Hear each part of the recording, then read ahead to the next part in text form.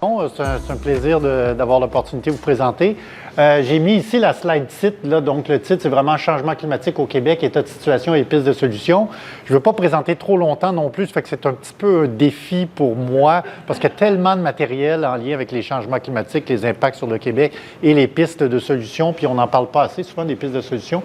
J'ai pris la peine d'ajouter mon collègue Alain Webster de l'Université de Sherbrooke, qui était d'ailleurs qui donnait un séminaire à Ouranos hier pour parler de l'avis du comité consultatif sur les changements climatiques qui a été déposé en commission parlementaire hier. Est-ce que tu es sur le comité aussi? Je suis sur le comité. Je suis membre. Oui, je suis membre sur le comité avec Alain.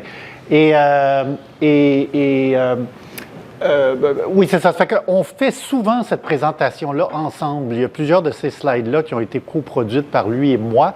Donc, je ne peux pas m'empêcher de le remercier aussi dans cette collaboration. Vous allez voir dans la présentation, il y a quand même quelques slides assez scientifiques. Là, je ne sais pas c'est quel bouton il faut que je pèse pour que ça tourne. Ah, OK. Pardon. Oui, donc on revient sur Ouranos. Tu as déjà dit quelques mots sur Ouranos.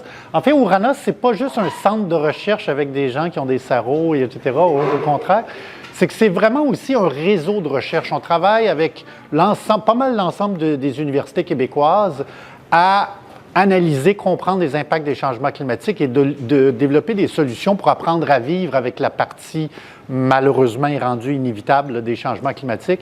D'ailleurs, je veux dire, moi-même, je suis un gradué de l'UQAM. On travaille beaucoup avec les gens de modélisation du climat qui sont dans un édifice juste ici à côté, là, le PK. Donc, c'est vraiment. Donc, il y a des membres qui nous aident dans notre job. Le gouvernement du Québec, Hydro-Québec, Environnement, Changement climatique. La Ville de Montréal est membre. Donc, on aime dire qu'on est financé par les 3 paliers de gouvernement, ce qui est quand même pas nécessairement fréquent de nos jours. Et tout ça, c'est pour essayer de concerter les expertises de chacun de ces membres-là pour faire avancer les connaissances plus vite. Plutôt qu'Ouranos s'embauche ses propres ingénieurs, ses propres agronomes, etc., on a tendance à plutôt essayer de consolider l'expertise existante dans les universités un petit peu partout au Québec. Donc on a réalisé plusieurs centaines de projets. On a 66 projets en cours. Puis ça a tout rapport allant de la simulation du climat pour l'avenir jusqu'à développer des analyses d'options d'adaptation, de gestion des risques pour tenter d'éviter les impacts négatifs des changements climatiques. Donc là, je pars dans ma présentation, puis je pars vraiment de la base, c'est-à-dire la science à l'échelle internationale. Vous avez peut-être déjà entendu parler dans le domaine des changements climatiques en français du GIEC, en anglais c'est la IPCC, Intergovernmental Panel on Climate Change. C'est l'instance scientifique reconnue qui a été créée pour justement créer une interface entre la science et les politiques à l'échelle des pays. Donc, c'est la science qui avise les décideurs. Les décideurs se rencontrent une fois par année depuis 27 ans à peu près à la COP. Alors, j'y étais récemment, là, la semaine dernière, à la COP de Belém. Et IPCC, c'est le groupe scientifique qui avise officiellement tous ces différents décideurs-là pour tenter de valoriser la science pour éclairer la prise de décision le plus possible. Donc, comme vous pouvez imaginer, 195 pays qui se réunissent pour essayer de s'entendre, la science en arrache parfois un petit peu là-dedans. Mais je pars quand même avec la science juste pour rappeler qu'il y a vraiment un consensus scientifique exceptionnel autour de la science des changements climatiques. 3 volumes ont été produits en 2021-2022, qui était la plus récente mise à jour des connaissances. Et sachez, les gens ne le savent pas toujours, ces rapports-là ont été approuvés par les 195 pays, donc même l'Arabie saoudite, les États-Unis, etc. Donc, les négociateurs, ensuite, sont un petit peu pris avec ça. Ils ont tous reconnu la science, puis là, ils sont censés prendre des décisions. Ça fait que ça, c'est une documentation qui est bien importante et il y a certains graphiques que je vais utiliser, dont celui-ci, qui est une illustration, puis là, je regarde si le point... Oui, le pointeur marche, fantastique. Donc ici, ça, c'est les projections les plus récentes qui ont été faites plus fort. Ah oui, OK. Ça, c'est les projections les plus récentes qui ont été faites dans le cadre des rapports du GIEC. Et ça montre ici sur l'axe l'anomalie de température par rapport à la température historique, qui est à peu près de 14-15 degrés Celsius en moyenne sur la planète. Et là, on voit que dans les années 50, bien, il n'y avait pas beaucoup de changements climatiques, il y avait une variabilité naturelle en lien avec le rayonnement solaire, etc. Et là, vraiment, à partir des années 80-90, le climat s'est commencé à changer de façon un petit peu plus substantielle. Et naturellement, ça, il y a des simulateurs climatiques, notamment qu'Uranos utilise, qui peuvent être utilisés pour tenter de reproduire le passé, mais qui sont surtout utiles naturellement pour tenter de prévoir qu'est-ce qui va se passer pour le futur. Alors, le problème avec le futur, c'est qu'on ne sait pas quelle est la quantité de gaz à effet de serre que l'on va émettre dans l'atmosphère. Puis là, je ne vous explique pas, là, je ne veux pas retomber dans l'explication de pourquoi les gaz à effet de serre contribuent au réchauffement climatique, là, mais c'est bien établi. Les émissions de gaz à effet de serre puis le changement de composition de l'atmosphère fait en sorte que la température augmente. Et donc, ce que les scientifiques ont fait, c'est développer des scénarios d'émissions de gaz à effet de serre, donc des scénarios qui sont plus pessimistes, donc le scénario 8.5, ça c'est dans le jargon des gens en changement climatique, et les scénarios plus optimistes. D'ailleurs, les deux derniers scénarios, c'est des scénarios qui respectent l'accord de Paris. Et c'est un peu ce qui avait aidé à établir l'accord de Paris, de maintenir le climat nettement sous 2 degrés Celsius et si possible près de 1,5. Il y a tout un langage là, formel. Des fois, les gens disent souvent 1,5. C'est pas tout à fait ça que l'accord de Paris dit. L'accord de Paris dit entre 1,5 et 2. Puis on va voir plus tard que c'est pas inutile de dire ça, parce que le 1,5, entre vous et moi, ça va pas très bien.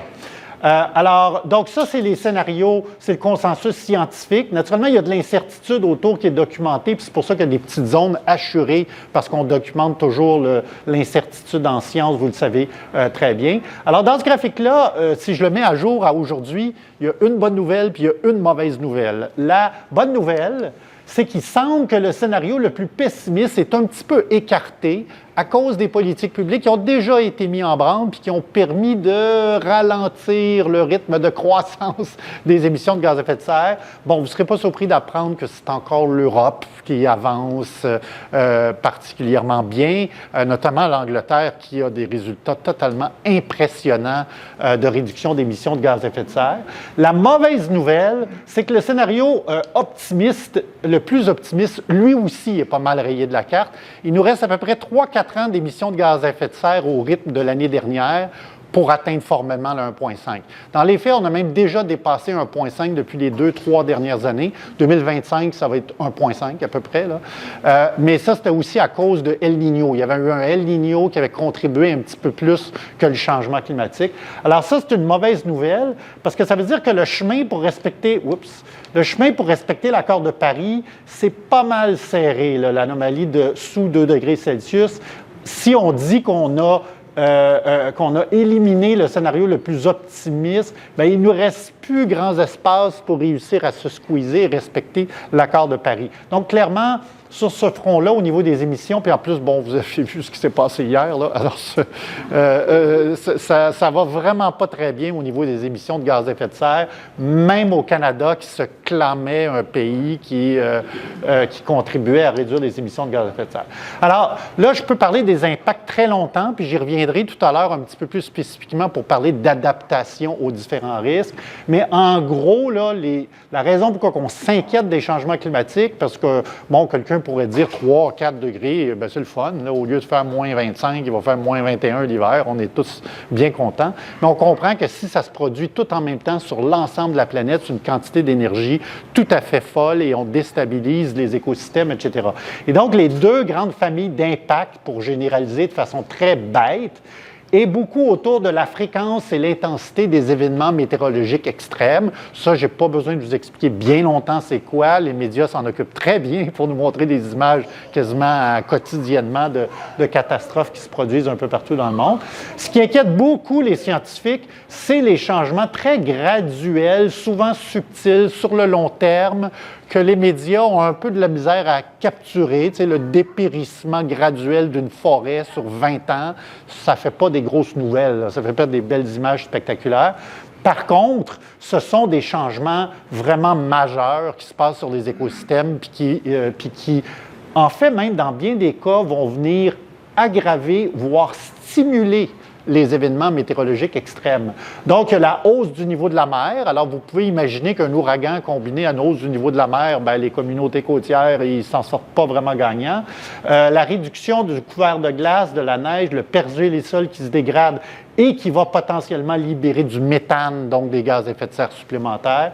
L'activation des boucles de rétroaction positive, la disparition de la neige et de la glace ou la réduction de la saison fait en sorte qu'il y a davantage de chaleur qui s'accumule dans les sols, etc. Et ça accélère le changement climatique, ce qui explique que des régions comme le Québec, par exemple, ont, contrairement au reste du monde, où, par exemple, il y a des anomalies de température de 1,5, bien ça se traduit sur le sud du Québec par des changements de 2 à 3 degrés. Donc, il y a un doublement de l'ampleur du changement climatique à cause des latitudes nordiques. Et dans le nord, c'est x3 et x4. Là, c'est encore plus important.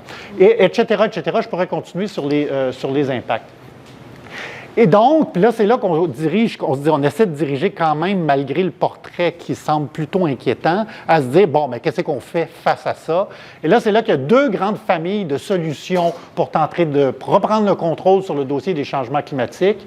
Bien, et là, je reviens avec ma figure sur les scénarios.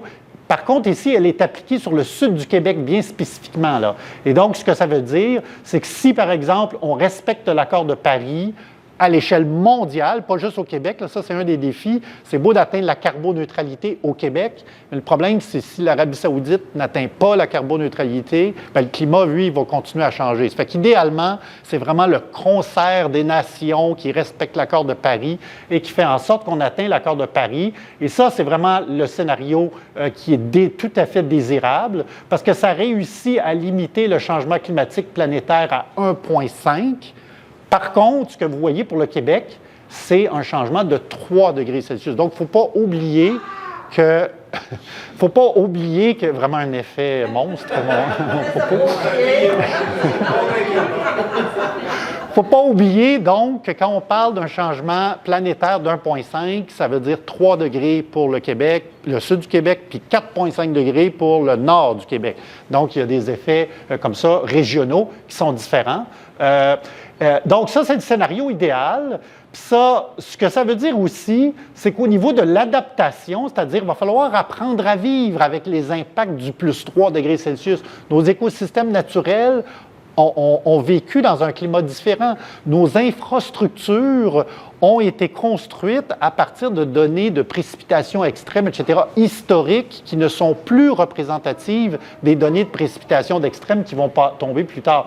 Et donc, c'est pour ça que, en fait, la façon d'aborder les changements climatiques, c'est réduire les émissions de gaz à effet de serre, atteindre la carboneutralité le plus vite possible. Mais malheureusement, on ne sait pas vraiment c'est quoi qui va se passer pour le futur. Et donc, pour l'adaptation, bien, ça veut dire qu'il faut prendre une approche de gestion de risque. C'est-à-dire qu'il faut regarder l'ensemble des possibilités de l'évolution du climat et repenser nos façons de gérer la météo et le climat. Avant, gérer la météo et le climat, là, les producteurs agricoles étaient, par exemple, très bons et ont réussi à faire toutes sortes de formes d'agriculture parce qu'ils connaissaient leur climat, ils connaissaient leur météo. Mais là, déjà, même eux qui voient des changements sur le terrain commencent à se dire « Oh, OK, je vais commencer à faire des réserves d'eau. » pour pouvoir pas manquer d'eau pendant les étés.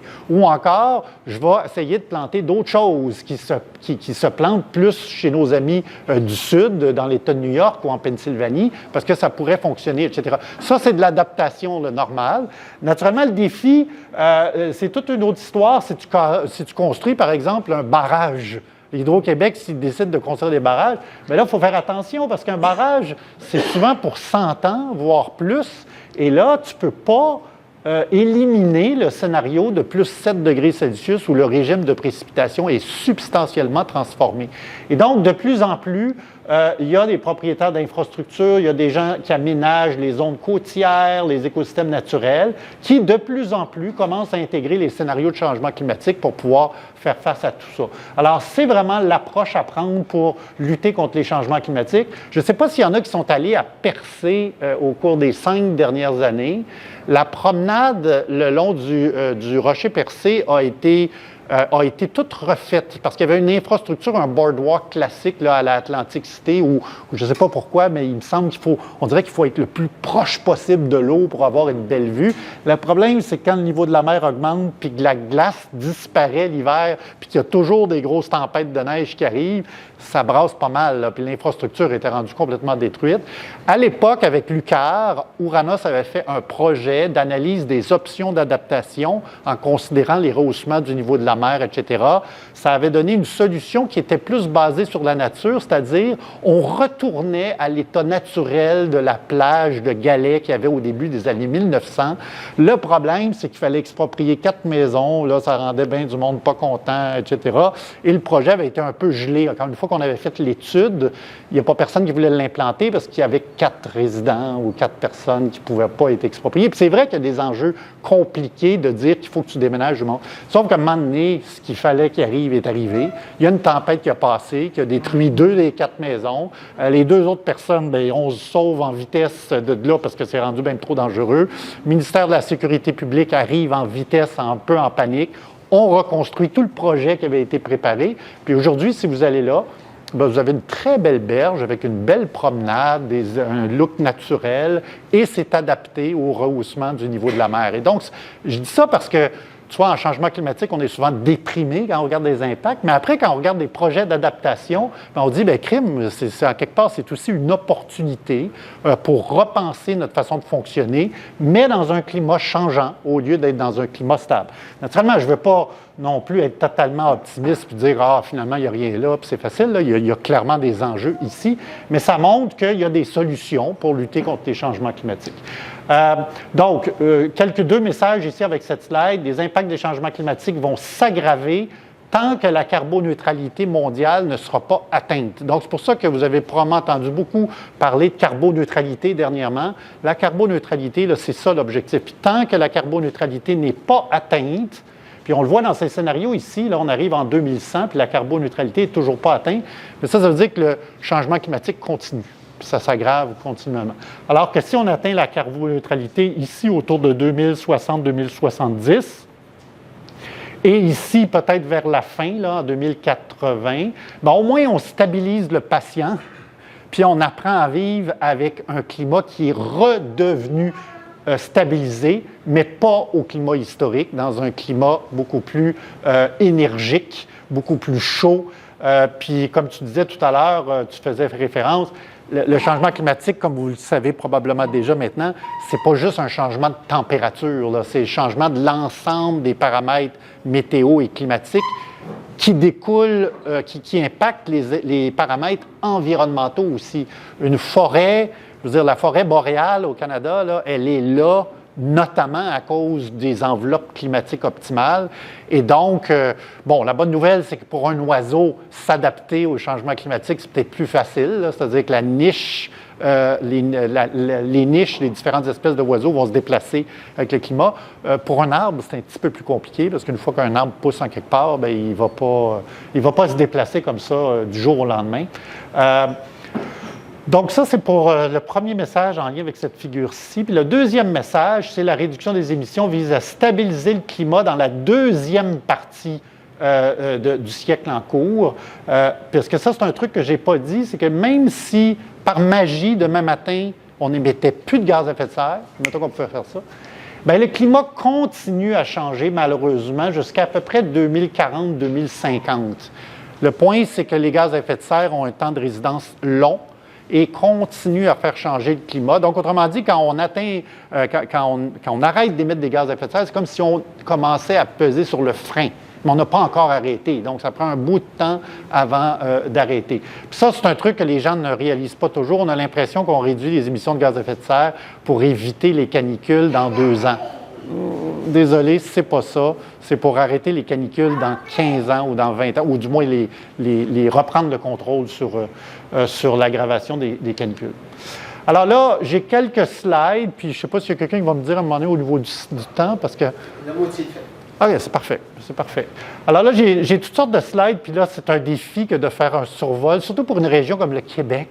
qui est un territoire extrêmement grand. Quand je rencontre des collègues internationaux qui viennent à Ouranos nous visiter, ils sont quand même assez impressionnés de voir qu'à Ouranos, on parle autant d'impact des canicules sur les populations vulnérables dans une grande ville comme Montréal que la dégradation du pergélisol dans les villages inuits. Ils disent, franchement, là, vous avez vraiment tout le lot des impacts potentiels en Amérique du Nord. Ça fait que ça ne simplifie pas la tâche. Hein. Ça veut dire que pour un gouvernement comme le gouvernement du Québec, la gestion des risques et des impacts des changements climatiques, c'est quelque chose de quand même assez compliqué à faire parce qu'il y a beaucoup de stocks. Alors, je pars par le sud du Québec. Vous avez ici en jaune là, les scénarios de changement du climat au niveau des températures et des précipitations qui sont anticipées à l'horizon 2050.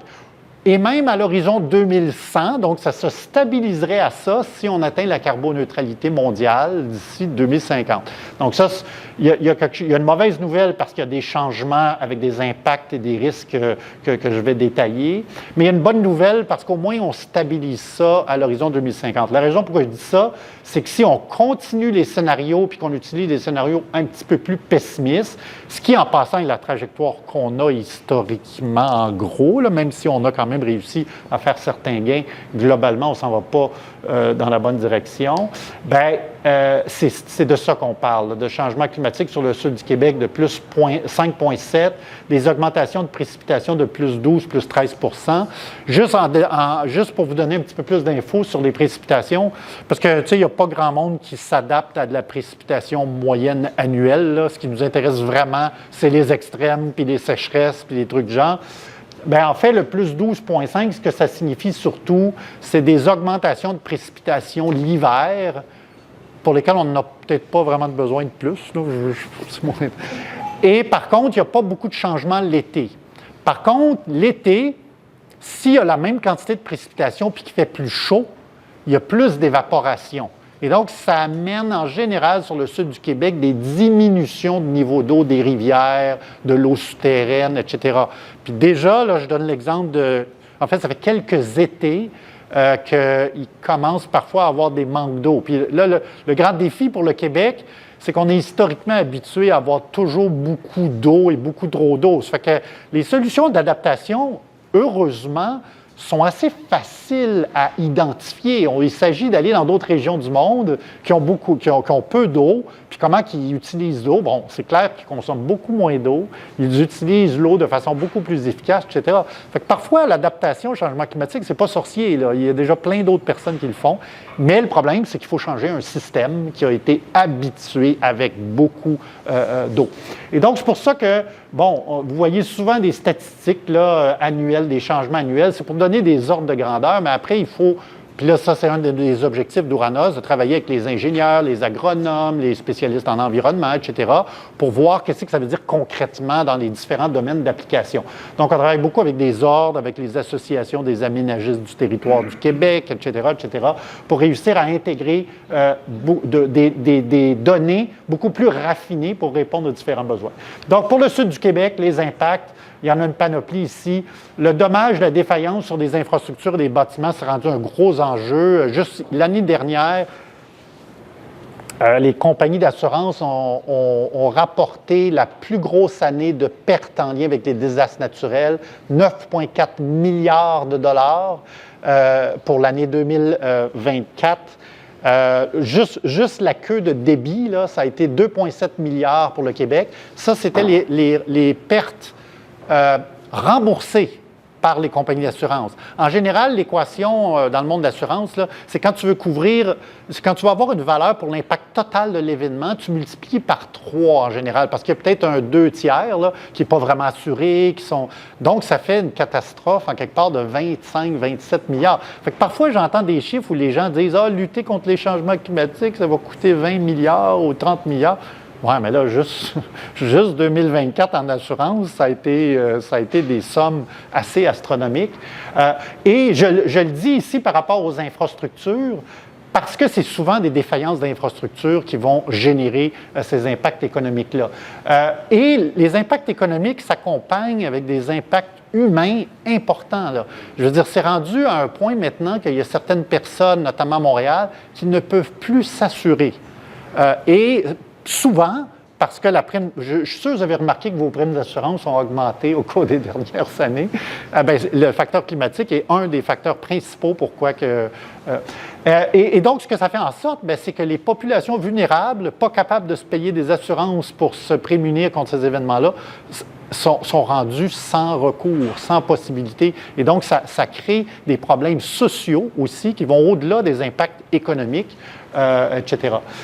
Des impacts sur la santé, la sécurité des populations, je viens déjà d'en parler, mais pour montrer que ça va au-delà des impacts physiques. C'est vrai que quand il y a des désastres naturels, il y a des gens qui sont davantage admis dans les hôpitaux, etc. Même quand il y a des feux de forêt au Québec, on a une corrélation avec le nombre de personnes qui fréquentent les hôpitaux en lien avec des problèmes d'asthme ou de santé. Mais c'est aussi des impacts sociaux, des impacts psychologiques, etc., qui s'aggravent. Les enjeux de pénurie de qualité de l'eau, j'en ai déjà parlé, des impacts sur l'environnement naturel qui est déjà sous pression. C'est pour ça qu'on entend souvent de plus en plus parler des initiatives de corridors écologiques qui couvrent tout le sud du Québec, afin de donner une chance aux écosystèmes et à la biodiversité de pouvoir, eux, s'adapter. Je parlais tout à l'heure des oiseaux, là. C'est vrai que les oiseaux vont peut-être pouvoir s'adapter, mais c'est sûr que s'ils doivent traverser la vallée du Saint-Laurent, qui est toute bétonnée, avec aucune végétation, etc., ça risque d'être pas mal difficile, puis ils risquent de jamais passer de l'autre côté. Des impacts économiques des événements météorologiques extrêmes, je pense que j'en ai déjà pas mal parlé. Alors là, on peut aller aussi sur le centre du Québec avec beaucoup de ressources naturelles, etc. Nous, Hydro-Québec est un de nos partenaires parce qu'ils sont intéressés à savoir qu'est-ce qui va se passer avec le cycle de l'eau sur les réservoirs. Ironiquement, il risque d'y avoir plus d'eau dans les réservoirs. Naturellement, il reste une grande variabilité naturelle, mais sur le centre du Québec, le cycle de l'eau s'active et donc ça peut permettre de générer davantage d'hydroélectricité, ce qui est un petit peu ironique quand on y pense, là. Par contre, ce que ça veut dire, c'est un changement assez significatif dans la saisonnalité. Donc, tu gères tes barrages de façon très différente dans un monde avec le climat changé qu'avec le climat historique qui était beaucoup plus froid et un peu plus lent. Alors, des impacts, tu vois, c'est drôle, parce que justement, dans les présentations que je faisais il y a 15-20 ans, on parlait de risque de feu de forêt, etc. Puis, ce qui arrive dans les faits, c'est que le risque de feu de forêt est en continuelle augmentation.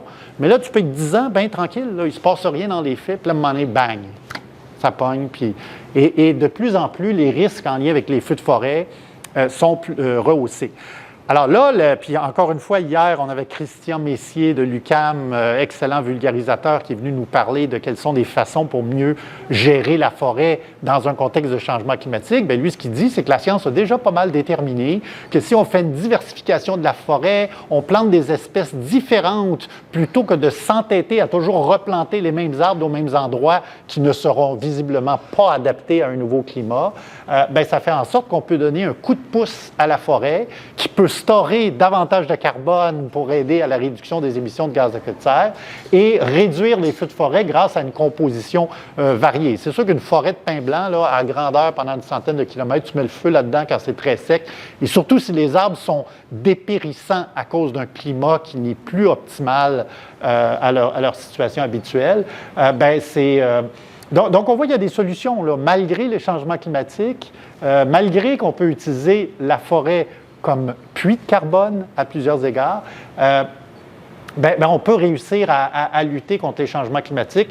Et puis on le fait, puis tout ça est dans notre contrôle. Autant les émissions de gaz à effet de serre mondiales, on ne les contrôle pas toutes, on contrôle notre petite portion, puis on veut jouer le jeu avec l'ensemble des nations. Au niveau de l'adaptation, on contrôle vraiment tout ce qu'on fait. Fait que naturellement, je fais partie de ceux qui disent qu'une nouvelle réglementation autour de la gestion de la forêt était très, très, très requise. Malheureusement, on a apparemment manqué son coup au cours de la dernière année, là, avec les tentatives de réforme de la loi qui ont été complètement tablettées et pour lesquelles il y avait on parlait de changement climatique dedans, on parlait d'adaptation, c'était une bonne nouvelle, mais c'était vraiment pas clair comment on voulait procéder pour réduire les risques. Alors, très rapidement, les impacts sur le Québec arctique, des impacts sur le mode de vie des populations, des impacts sur le pergélisol et le domaine bâti, d'autant plus que tous les villages inuits sont construits dans des fonds de vallées où c'est de la boue congelée. Puis c'est sûr que quand ça passe au-dessus de zéro, ça dégèle, puis ça crée des glissements de terrain. Mais encore là, il y a des bonnes nouvelles. C'est-à-dire que si tu fais une cartographie de la région, tu peux identifier où sont les endroits où c'est de la roche plutôt que de la boue, puis tu te construis là-dessus au lieu de te construire sur de la boue. Et donc, tu peux réussir quand même à passer à travers. Donc, il y a quand même pas mal de solutions là-dessus. C'est probablement les gens dans les zones côtières qui parlent de changement climatique depuis le plus longtemps parce qu'ils ont vu la diminution de l'englacement de l'estuaire et du golfe du Saint-Laurent. Ils ont vu que quand il y avait des tempêtes hivernales qui passaient, les taux d'érosion se mesuraient plus en centimètres, mais en mètres à cause de ça. Encore une fois, bon, on peut tout déprimer naturellement puis rester sur place sur le bord de la mer. Ou on peut, puis là, moi, c'est ce que je dis souvent, là, il y a peut-être moins de sciences requises pour étudier ce phénomène-là, puis plus de politique publique ou de stratégie de développement économique qui va tenter de s'éloigner un peu de la zone côtière pour tenter d'éviter les risques. Présentement, il y a encore, malheureusement, encore beaucoup d'initiatives économiques qui se font directement en front de mer. Puis ça va être voué. Surtout qu'en plus, autant je vous ai dit que le climat peut se stabiliser avec la carboneutralité. Le problème avec le niveau de la mer, lui, c'est que malheureusement, ça lui prend à peu près 80 ans avant de se stabiliser avec un nouveau climat. Donc, le rehaussement du niveau de la mer, lui, c'est encore plus long. Ça prend à peu près 80 ans avoir une stabilisation du niveau de la mer. Puis, je ne sais pas si vous le savez, mais sur la planète, il y a pas mal de monde qui reste sur le bord de la mer. Alors, c'est clair que ça pose des enjeux, pas juste au Québec, mais un peu partout dans le monde. Puis aussi, toutes sortes d'impacts qu'on commence à découvrir qui sont de plus en plus compliqués sur l'impact des changements climatiques, sur l'instabilité politique étrangère, sur les conflits. La guerre en Syrie, il y a des liens avec le climat parce qu'il y a eu des grosses sécheresses. Les gens des milieux ruraux se sont déplacés dans les villes avec des cultures très différentes. Ça a créé des clashs, etc. Ça fait que ça commence à être pas mal compliqué. L'inflation alimentaire, là, je veux dire, le changement climatique a contribué à plusieurs égards aux hausses des prix de l'alimentation, puis ça ne va pas arrêter, parce qu'en plus, les endroits les plus producteurs de nourriture aujourd'hui sont des endroits qui sont déjà à la limite au niveau des ressources en eau, et ce sont tous des endroits qui, les scénarios disent qu'il va y avoir de moins en moins de disponibilité en eau. Ça fait qu'il y a clairement un problème. Pour le Québec, c'est peut-être même une opportunité de pouvoir produire davantage de nourriture locale, ce qui, encore une fois, aide pour la réduction des émissions de gaz à effet de serre. C'est quand même des choses à faire. Des enjeux et des solutions, en fait, je me suis scoopé tout le long de ma présentation, 5 minutes, parce que je vous ai parlé au fur et à mesure. Puis la raison pourquoi je fais de plus en plus ça, c'est que je réalise que quand on parle des impacts, puis on accumule les impacts, puis les impacts, puis les impacts, on devient passablement déprimé. Donc, c'est pour ça que j'ai tendance de plus en plus à me scooper puis à parler de solutions au fur et à mesure. Mais c'est quand même une bonne occasion peut-être pour revoir un peu les enjeux. Moi les solutions. Moi, je suis moins dans le domaine de la réduction des émissions de gaz à effet de serre. C'est là que mon collègue Alain Webster, lui, s'empare de ce dossier-là, puis il parle de la réduction des émissions de gaz à effet de serre. Moi, je suis plus dans l'adaptation des changements incontournables en lien avec les impacts du climat qu'on voit de plus en plus. Donc, je pars avec ça. Donc, ceux qui sont bien intéressés par l'adaptation, là, désolé pour l'animation, je voulais essayer de l'éliminer, mais je ne sais pas si c'est quelqu'un au bureau qui m'a fait cette animation-là, j'en reviens pas. Je pense. Juste pour vous dire que le ministre de l'Environnement, M. Charette, à l'époque, il m'avait demandé de coprésider un groupe d'experts sur l'adaptation puis faire des recommandations. On a fait 20 recommandations au gouvernement, 90 pistes d'action concrètes pour avancer, notamment de lui dire de réformer la loi sur la forêt, qui dit présentement, la loi dit que quand les compagnies forestières coupent, ils doivent replanter des arbres qui vont reproduire la forêt d'il y a 150 ans. Alors, présentement, ça dit ça. Ça fait que ce n'est pas un super exemple d'adaptation au changement climatique. Là. On comprend pourquoi on faisait ça à l'époque, parce qu'on avait peur que les forestières coupent quelque chose, puis ensuite, ils plantent des palmiers ou quelque chose qui pousse super vite pour pouvoir faire plus d'argent. Donc, il y avait une logique en arrière de ça. Mais là, la logique, elle ne tient plus avec les changements climatiques. Donc, vous pouvez aller voir là-dedans, c'est regroupé en 5 chapitres sur les écosystèmes naturels, la biodiversité, la santé, la sécurité, le bien-être des populations, les infrastructures, le bâti, les activités économiques, puis là, ça va de l'agriculture jusqu'aux chaînes d'approvisionnement, puis le secteur financier, et surtout, un 5e chapitre sur la capacité d'adaptation et le passage à l'action des acteurs. Parce qu'un des défis, c'est que c'est bien beau la science, là, mais il faut que ça soit intégré dans les pratiques des ingénieurs, des agronomes, des gens de santé publique, etc. Donc, l'adaptation doit percoler dans toutes les politiques publiques qui sont pertinentes. Puis ça, c'est un sacré défi. Là. On ne peut pas juste, nous, scientifiques, remettre des rapports puis espérer que tout ça va se produire par magie. Souvent, c'est pour ça qu'à Ouranos, on fait des projets qui sont très appliqués, qui impliquent des praticiens, qui impliquent des gens qui font des politiques publiques pour espérer qu'ils puissent intégrer ça de façon réaliste. Fait que là, voici plein d'exemples de solutions d'adaptation. Puis en fait, on a progressé. Là. À Montréal, là, il y a 20 ans, on ne plantait pas autant d'arbres, on n'avait pas des ruelles vertes, etc. Donc, il y a plein de gros projets là, qui permettent de réduire les îlots de chaleur, d'absorber davantage de précipitations lorsqu'il y a de la pluie dans les villes pour tenter de sauver nos réseaux d'égouts qui sont, un, vieillissants, et deux, qu'on ne va pas tout déterrer puis reconstruire d'ici les 3 prochaines années. Imaginez ce que ça serait s'il fallait qu'on fasse ça. Le projet côtier là, que je vous ai parlé tout à l'heure à Percé, c'est de ça a l'air. Avant, c'était une promenade là, qui était sur le bord ici, là, puis qui était chambranlante parce que les vagues venaient frapper dessus, alors que là, bien, on est en retrait. Etc. Des exemples de reboisement adapté où on fait des coupes forestières plus stratégiques et puis on reboise avec une diversité. Des initiatives de rétention des eaux de pluie. Naturellement, le bon vieux redimensionnement des ponceaux, des ouvrages pour s'assurer de bien gérer les événements précipitations extrêmes. Ça, c'est tous des exemples. D'ailleurs, le MTQ, le MTMD, pardon, il fait quand même une bonne job là, de revoir des critères de conception des infrastructures pour s'adapter au climat. Le problème, par rapport à ce que je vous ai montré, c'est qu'on ne peut pas juste avancer avec des petites histoires à succès, etc. La vitesse des changements est trop grande. Donc, c'est là que moi, je rappelle l'importance de mettre en place des politiques publiques d'adaptation qui permettent des changements structurels dans l'ensemble de la société québécoise. Alors, donc, par exemple, les normes de construction des infrastructures, l'introduction de plus en plus généralisée des infrastructures vertes combinées aux infrastructures classiques qui peut permettre d'aider pour la chaleur, la biodiversité, la rétention des eaux de pluie, etc. L'importance des milieux humides et ce qu'on appelle des infrastructures bleues, des cours d'eau, etc., qu'on veut laisser en paix pour tenter de ne pas aggraver les problèmes de qualité de l'eau dans un contexte de changement du climat, etc. Puis il y a toutes sortes d'options technologiques aussi qui peuvent exister. Surtout, ce que je veux parler aussi, c'est surtout des mesures non physiques, des lois, des règlements, des stratégies. Comme le gouvernement du Québec a quand même bien progressé au niveau des règles d'aménagement du territoire pour inciter le monde municipal à de mieux en mieux gérer les risques. Le gouvernement en juin dernier, a publié une nouvelle loi sur la gestion des zones inondables, un sujet très délicat avec le monde municipal qui recueille beaucoup de taxes en lien avec des valeurs de maisons très élevées en bord de cours d'eau. Sauf qu'il y a eu les inondations de 2017 puis les inondations de 2019. Il y a des gens qui se sont fait inonder 2-3 fois depuis 10 ans. Là. Fait que M. Legault avait dit de façon un peu surprenante, mais moi, j'en revenais pas, quand il avait dit « ça n'a pas d'allure, on ne peut pas rembourser des gens 2 fois pour une inondation en temps de 4 ans ». Mais là, ce qu'il ne réalisait pas, je pense, dans quoi il s'embarquait comme réforme, mais le gouvernement l'a fait. Alors, quand même, il faut donner à César ce qui revient à César, c'est ça qu'on dit. Donc, il faut féliciter quand les gouvernements font des bons coups puis anticipent mieux les risques. Je pense qu'il faut le reconnaître. Donc, il y a toutes sortes de... Puis enfin, surtout contrairement à ce qui se passe au reste du Canada et aux États-Unis, il y a quand même des progrès intéressants. Ce n'est pas l'Europe. C'est pas la Scandinavie, qui sont très avant-gardistes au niveau des réductions des risques, etc.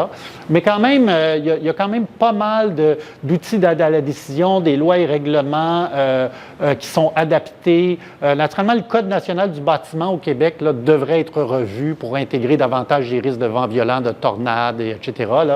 Puis ça, c'est pas encore fait. Puis pourtant, ça serait tellement structurant pour accroître la résilience d'un petit peu tout le monde. Les fameux clapets anti-refoulement dans les villes pour éviter les inondations. Ça, c'est absolument crucial si vous ne voulez pas un jour vous faire inonder votre sous-sol ou votre maison. Et puis, le coût-bénéfice économique est important. Hein? Il y a plusieurs études qui ont été faites, dont un institut avec lequel je travaille beaucoup, l'Institut climatique canadien, qui montre que chaque dollar investi en adaptation de qualité permet de sauver 15 jusqu'à 15 10 à 15 de coût-bénéfice. Alors, j'ai déjà présenté à M. Legault sur l'adaptation et puis j'ai remarqué que c'est le seul moment où il a pris des notes. Quand il a écrit 1 pour 15 mais là, je rappelle, parce que je dis ça parce que quand on parle de changement climatique, il faut souvent adapter notre langage à l'audience. Donc, il y a des audiences qu'on va mettre davantage d'économie, il y en a d'autres qu'on va mettre plus d'environnement, d'autres qu'on va mettre plus de santé, sécurité des populations, etc. Fait que ça, c'est un des défis aussi de la communication en changement climatique, de réussir à communiquer les solutions dans différents langages, parce qu'apparemment, on ne parle pas tous le français, il y en a qui parlent les dollars, il y en a qui parlent, etc. Par contre, il faut faire attention. C'est pas toutes les solutions, puis ça on le voit de plus en plus, c'est pas toutes les solutions d'adaptation qui sont des bonnes solutions d'adaptation. Donc, on voit apparaître la maladaptation. Fait que c'est bien beau climatiser, là. On climatise à grandeur, mais ça dépense beaucoup d'énergie. Puis c'est de l'énergie qu'on pourrait utiliser pour réduire les émissions de gaz à effet de serre ailleurs. On pourrait, par exemple, vendre plus d'énergie à nos amis américains qui, eux, produisent quand même pas mal de gaz à effet de serre avec leur consommation énergétique. Et donc, si on réussissait, par exemple, à faire davantage d'efficacité énergétique, bien, on pourrait à la fois réduire les émissions de gaz à effet de serre. Ça, ce que ça veut dire, c'est que, par exemple, si vous avez un toit plat comme chez moi, là, vous mettez un toit blanc plutôt qu'un toit gris ou noir, parce que ça permet énergétiquement de sauver de l'argent, sauver l'électricité qui va être utilisée ailleurs. Si vous avez un problème d'érosion côtière en zone côtière, malheureusement, la plupart du temps, là, construire un mur pour se protéger, ce n'est pas une bonne idée, parce que ça accélère l'érosion de chaque côté. Ça fait que tu peux juste déplacer des problèmes chez tes voisins et ça ne va pas au final, ça va coûter très cher. Et puis au final, je ne sais pas, là, mais entre votre petit mur de pierre et l'océan, là, je pense que c'est l'océan qui va gagner avec un haussement du niveau de la mer. Réduction des émissions de gaz à effet de serre, tout ce que je voulais montrer, là, c'est que c'est vrai que le Québec émet moins de gaz à effet de serre, puis je l'ai dit en commission parlementaire là, récemment. C'est vrai que le Québec émet moins de gaz à effet de serre que l'ensemble de beaucoup de pays, etc. On est encore plus haut que l'Europe. Encore une fois, il faut quand même se comparer avec des comparables, surtout qu'on a déjà l'hydroélectricité qui n'était même pas vraiment liée à la lutte au changement climatique. Et au niveau du transport, des émissions par le transport, on a été pas mal lamentable. On émet vraiment les émissions en lien avec le transport. Donc, on sait qu'il faut agir au niveau du transport afin de réduire nos émissions de gaz à effet de serre. Il y a beaucoup de gras à couper là. Bien, je sais que ça implique des choix importants, d'avoir une auto électrique, de prendre plus de transport en commun, etc. Mais on le sait ce qu'il y a à faire. Le problème, c'est beaucoup plus d'avoir le courage ou d'avoir la conviction. Puis là, je dis conviction, c'est pas juste des gouvernements. Là. La plupart du temps, c'est de la faute des gens, des individus. Je pense que c'est surtout la faute du système. Donc, il faut trouver le moyen pour que le système change. Et donc, je rappelle encore une fois, donc on veut réduire les émissions de gaz à effet de serre, qui est le cercle ici, c'est un peu pâle, là, mais ici, vous avez toutes sortes d'exemples d'actions qui permettent de réduire les émissions de gaz à effet de serre. Mais on veut aussi, puis ça, on n'en parle pas assez, il va falloir inévitablement s'adapter au climat qui est en train de changer. Puis là, il y a aussi des exemples, protéger contre les inondations, meilleure gestion des catastrophes naturelles, améliorer les infrastructures dans la stratégie que je vous montrais. Mais il y a aussi plein d'actions qui travaillent sur les deux côtés en même temps. Ça fait que c'est sûr que ces solutions qui permettent à la fois de réduire, comme planter des arbres qui vont survivre le changement climatique. Si tu plantes des arbres qui vont mourir dans 5 ans, c'est pas bon. Donc, il y a pas mal de solutions. Puis c'est de plus en plus documenté. Ça fait qu'on a en masse de possibilités pour lutter contre les changements climatiques. J'arrête là. Merci.